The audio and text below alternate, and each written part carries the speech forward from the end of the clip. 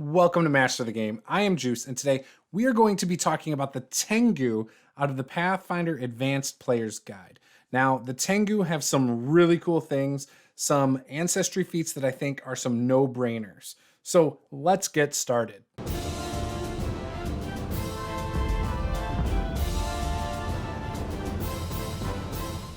If you haven't picked up the Advanced Player's Guide yet, I highly recommend it.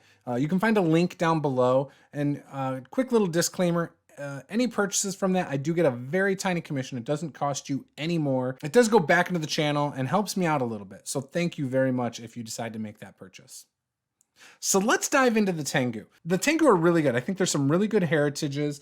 There's a couple that stand out above others, but I'm going to go, one by one once I get into that.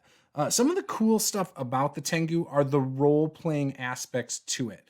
So the first heritage is the Jinxed Tengu. Your lineage has been exposed to curse after curse. And now they slide off your feathers like rain. I imagine like a rain axe and it beads up, right? But that's, whatever. If you succeed at a saving throw against a curse or misfortune effect, you get a critical success instead. When you would gain the doomed condition, attempt a DC 17 flat check. On a success, reduce the value of the doomed condition you would gain by 1. Again, I'm not sure how often this is going to come up. So the Jinxed Tengu is probably not going to be one of my favorites. The Mountain Keeper Tengu. You come from a line of Tengu ascetics, leaving you with a link to the spirits of the world and the great beyond. You can cast the Disrupt Undead cantrip as a primal innate spell at will. A cantrip is heightened to a spell level equal to half your level, rounded up.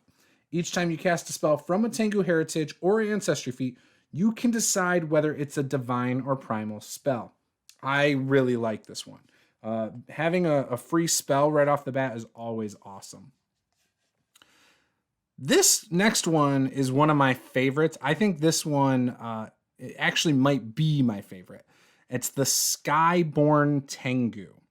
Your bones may be especially light. You may be a rare Tengu with wings, or your connection to the spirits of wind and sky might be stronger than most, slowing your descent through the air. You take no damage from falling regardless of the distance you fall. Basically, it's a feather fall, like automatic. So again, I really like this one, and I like that later on there's some ancestry feats associated with this that allow you to fly and some other stuff. So that's probably my favorite one off the top. This next one is also one of my favorites, and it's probably my second favorite. It's the Storm-Tossed Tengu. Whether due to a blessing from Hai Feng or hatching from your egg during a squall, you are resistant to storms. You gain electricity resistance equal to half your level, minimum of 1. You automatically succeed on the flat check to target a concealed creature if that creature is concealed only by rain or fog. So I like this one. To me, this is a really cool one. Obviously you get the resistance, and I like the fact that rain or fog is not going to conceal things from you. The Taloned Tengu. Your talons are every bit as sharp and strong as your beak. You gain a talons unarmed attack that deals 1d4 slashing damage. Your talons are in the brawling group and have the agile, finesse, unarmed, and versatile piercing traits. So this is one of those things that probably synergizes well with some of the different classes that allow you to do multi-attacks at a lesser penalty and things like that. But just 1d4 damage to me is never much, and I hate rolling a d4 in the first place, so for me this is probably not something I will be taking. Now before I get into the ancestry feats, I do want to go back and talk about what you get if you choose a Tengu automatically. They are uncommon. They get 6 hit points. They are medium size, speed 25. Now ability boosts, they get 2. They get dexterity and a free boost. So there's no flaws associated with them. So right off the bat, they're going to be good at whatever you want them to be good at. They're not going to be bad at anything necessarily. And this lends itself to a lot of different classes, which I always appreciate. I love being able to play a variety of ancestries for a variety of classes and not feel like, well, if I'm taking this ancestry, I really need to play this class or these couple classes, because if I take this other one, it's just so suboptimal, it's not worth it. So I like that. The languages, common and Tengu, additional languages equal to your intelligence modifier. If positive, right? So then you could choose from Dwarven, Elven, Halfling, Gnomish, Goblin, Sylvan, and any other languages to which you have access, such as languages prevalent in your region. Traits are humanoid and Tengu. You get low light vision. You can see in dim light as though it were bright light, and you ignore the concealed condition due to dim light. So that's good. Sharp beak.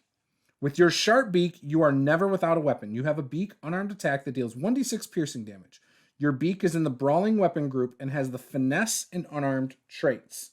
So the sharp beak, I think, is a good thing to have. You're always going to have it. It doesn't have an agile trait, though. It doesn't have the versatile trait. So you're not going to get the perks of some of those other traits, right? Such as like the multi-attack penalty and things like that. So now let's get into the ancestry feats. There's some really good ones. There's some that I probably would never take. And there's some that I just don't fully understand. And I'm just going to put that out there right now. So if I come across these and you disagree with me or you think highly of it, please tell me below and why. I want to know. I'm still learning about all this stuff myself. And so this is basically me giving you my opinions and how I envision myself using these if I make this kind of character. So the first ancestry feat is Scavengers Search.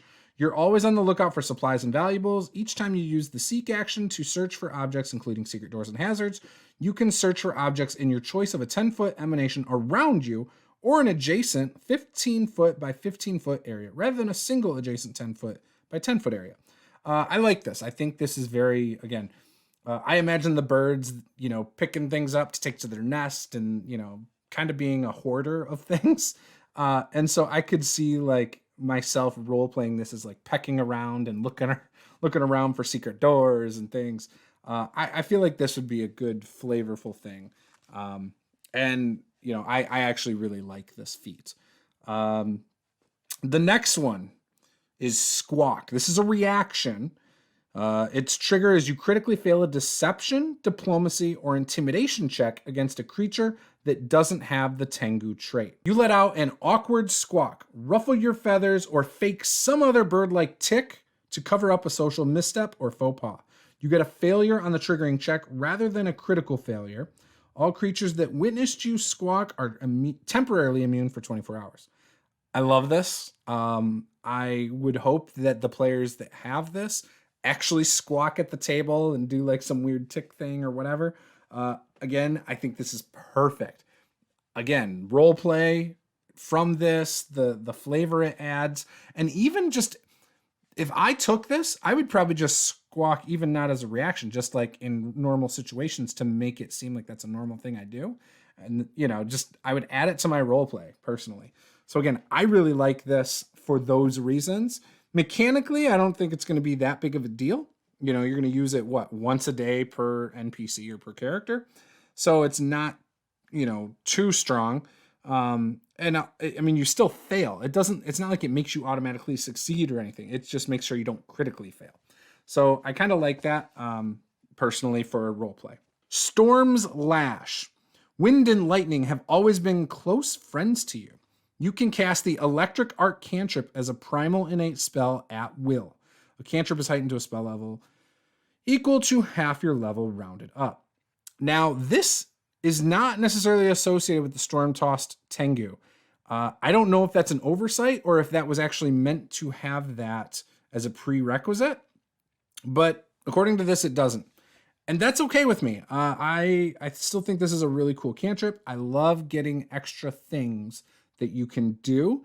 So again, this is something I would probably take if I'm trying to make a stronger character. I think it's going to be more useful than the Squawk, probably more useful than the Scavengers Search too. The next one is Tengu Lore. So I'm not going to read this one. It's the same as like any other lore, except the skills you get are Society and Survival. And you're also trained in Tengu Lore. So this is really good. Society would be like if you're in a city and you need to know something about like the culture and things like that. That can get a lot of use in a game, I feel. And Survival, again, for the opposite reasons. If you're out in the wilderness, different things are going to do survival checks. And I, as someone running games, I do require those skill rolls a lot. So I like those personally. I think that's a good first level feat to take. Tengu Weapon Familiarity. You've trained with a blade and other Tengu weapons ever since you hatched. You gain access to Kakuras. Additionally, choose 2 weapons from the sword group. You can choose from among all common martial swords plus the katana, temple sword, and wakizashi. For the purpose of determining your proficiency, that weapon is a simple weapon, and if the weapon isn't common, you gain access to it. If you are trained in all martial weapons, you add common advanced swords to the swords you can choose from. You also gain access to all uncommon Tengu weapons. For the purpose of determining your proficiency, martial Tengu weapons are simple weapons, and advanced Tengu weapons are martial weapons. I like this. Later on, this leads to getting the weapons critical specialization. If you take another feat, I do think when you're playing characters that use weapons, this is something you should take. 5th level feats. First one is a reaction, and it's Eat Fortune. It's Concentrate, Divination, Divine, and Tengu. Frequency, once per day. A creature within 60 feet uses a fortune or misfortune effect. As someone tries to twist fate, you consume the interference. The triggering effect is disrupted. If it's a misfortune effect, Eat Fortune gains the fortune trait. If it's a fortune effect, Eat Fortune gains the misfortune trait. This fortune or misfortune applies to the same roll the triggering effect would have. So you couldn't negate a fortune effect with the Eat Fortune and then apply a misfortune effect to the same roll. I don't really understand this. And on top of that, and I've read this a few times. I don't know how often this is going to come up. Once per day is just really not that useful in my opinion. And how many times does a fortune or misfortune effect come up? Again, I don't know. Again, if you can leave a comment below and elaborate on this, because I would love to hear it. The next one is Longnosed Form. I really like this one. It's a concentrate polymorph primal Tengu transmutation. You can transform into a specific curious-looking human form. This human form is the same age and body type as your Tengu form and has roughly analogous physical traits, such as height, though your nose remains as long as your beak and your complexion has red undertones, no matter the skin color of your human form. Using Longnosed Form counts as creating a disguise for the impersonate use of deception. Due to your imperfect transformation, your transformation doesn't automatically defeat perception DCs to determine whether you are human. Though you may be able to explain away or hide your Tengu traits, you lose your beak unarmed strike in your human form, as well as any other unarmed strikes you gain from a Tengu heritage or ancestry feat. You can remain in your human form indefinitely, and you can shift back to your Tengu form by using this action again. So I really like this one, and I think it could be really cool, especially if you make some kind of mask that can hide your long nose.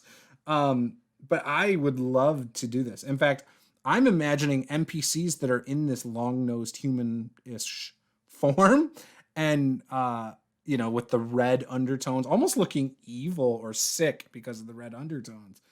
So I love this one. Obviously it sounds like it could help with disguising yourself, but it's not gonna be it's kind of up to the GM's discretion in how effective it's gonna be, and I like that a lot. One-toed hop is a single action. Assuming a peculiar stance, you make a short hop on each toe. You make a vertical leap without triggering reactions that can be triggered by move actions or upon leaving or entering a square. So I do not understand this. When it comes down to it, it almost sounds like this is almost like a disengagement. Maybe this goes well with flying later on, like you jump, so now you're out of range, and then you fly as another action to get away. And the perk is that you're not going to provoke an attack, right? So I don't know. Other than that, I don't know how you would use it unless it's like you can hop out of the space. But it sounds like it's a vertical hop, so you're going to come right back down in the space, right? I don't know. Maybe I'm misunderstanding it. I don't know. Let me know what you think below, but it sounds like kind of interesting. Like I can imagine a bird hopping up and stuff. So maybe that's why. And maybe in general, your character just hops around and you can use it for some flavor there. The last level 5 feat for this ancestry is Tengu Weapons Study. This is the one that goes with Tengu Weapon Familiarity as a prerequisite. You've learned techniques for using blades and other Tengu weapons. Whenever you critically hit using one of the weapons from your Tengu Weapon Familiarity, you apply the weapon's critical specialization effect. Must have. Like, I think this is extremely important for most classes. If you're a spellcaster, don't take this. If you're playing a rogue, a martial character, anything that's going to get involved in close physical combat on a regular basis, I think you need this. I think it's important. 9th level, Eclectic Sword Training. So again, this one also uses Tengu Weapon Familiarity, and I like this one.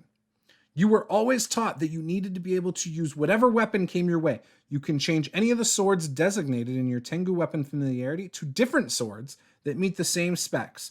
You have to practice with a sword during your daily preps to designate it, and the designation only lasts until your next daily preparations. This changes only your proficiency. It doesn't change your access. Next one is level 9. Soaring Flight is 2 actions. You need to be a Skyborn Tengu, and it only works once per day. To be a Tengu is to be unburdened by the concerns of the world below. You grow a pair of magical wings or expand your existing ones. For 5 minutes, you gain a fly speed equal to your land speed, or 20 feet, whichever is greater. I love this. For me, I would roleplay this that flying takes a lot of physical energy and exertion, and once you've done it, like, you're just tapped. Like, it's too much to try and fly again. It's so hard, right? I'm a big fan. I think this is a great one. I do like that it's limited to 5 minutes. It's great. Like, love this. 13th level, Tengu Weapon Expertise. Study has made you an expert with Tengu weapons. Whenever you gain a class feature that grants you expert or greater proficiency in a given weapon or weapons, you also gain that proficiency for the weapons from your Tengu Weapon Familiarity. I think this one's good. The problem is you have to have the class feat that's also giving you the expert skill proficiency. So that's kind of the downside, but ultimately that's okay. Especially if you've been using Tengu weapons, I think that, you kind of have to double up on those feats in order for that to work, right? 17th level, Great Tengu Form. And this goes with the Longnosed Form. You take on the imposing form of a large winged Oni. Once per day, as part of using Longnosed Form, you also gain the benefits of 4th level Enlarge and Fly. This lasts for 5 minutes or until you shift out of your Longnosed Form, whichever happens first. Now, the thing I will say is it does not seem to limit you. It just says you gain the benefits of these things, and it lasts for 5 minutes. It doesn't say once you've done it that you can't do it again. So this one does not restrict you. So if you wanted to take the Longnosed Form and be able to fly later on, almost always, it seems like you could do it that way. So that's the Tengu in a nutshell. I think it's a really good ancestry. I personally think that I could play it for a ton of classes, right? I like the idea of playing it as a rogue and being like a trap finder and things like that. I like the idea of playing it as a spellcaster. Obviously, the Tengu is the new Oracle, the new Oracle iconic, and so maybe that's where the Fortune Misfortune thing could come in well. But I like the storm-based aspect of this. It has a lot of cool things personally. And when it comes down to it, it just seems like another fun ancestry. And in my opinion, Paizo hit it out of the park with another fun ancestry. Would love to hear what you think. What classes would you want to play it as? Some of my other ideas for classes would be like a monk. A monk would be really awesome in my opinion. And then you can use the claws, right? The talons. I think that would be cool.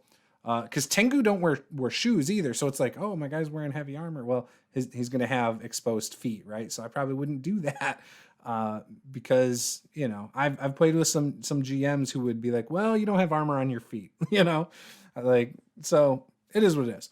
But anyways, would love to hear your thoughts below. If this is your first time here, smash that subscribe button, hammer that like button. I promise you there's going to be a lot more Pathfinder content. We're going to get into the versatile heritages in the next series of videos. And we're also going to be bringing you some reviews, such as on the spell cards and on other accessories moving forward. So if you are interested in Pathfinder content, then you have got to subscribe, because we're going to keep bringing it to you as long as that's what you guys want. This is Master the Game. I am Juice. Game on.